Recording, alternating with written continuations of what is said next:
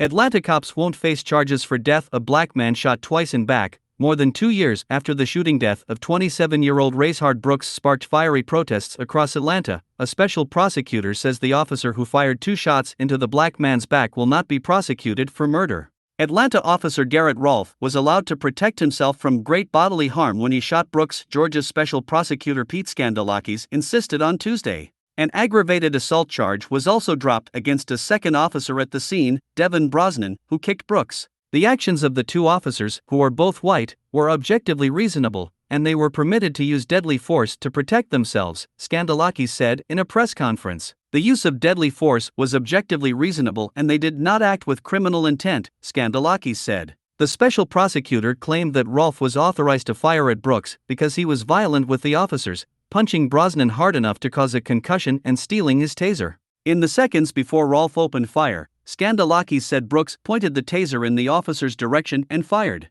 Rolfe then fired 3 shots from his handgun, all within 0.56 seconds of each other, Skandalakis said. 2 of them struck Brooks back, killing him. When a suspect threatens an officer with deadly force and then turns before the officer can respond with gunfire, the result can include gunshot wounds to the back, Skandalakis said.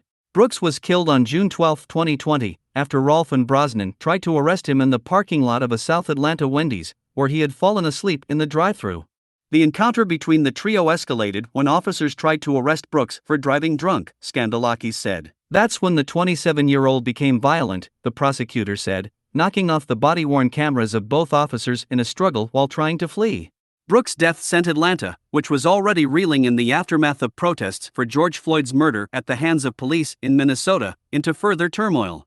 Atlanta Police Chief Erica Shield stepped down in the wake of Brooks' death, as an exodus of Atlanta police officers resigned along with her. The killing also sparked weeks of fiery protests in the city that turned destructive at times, which included the burning of the Wendy's where Brooks was shot.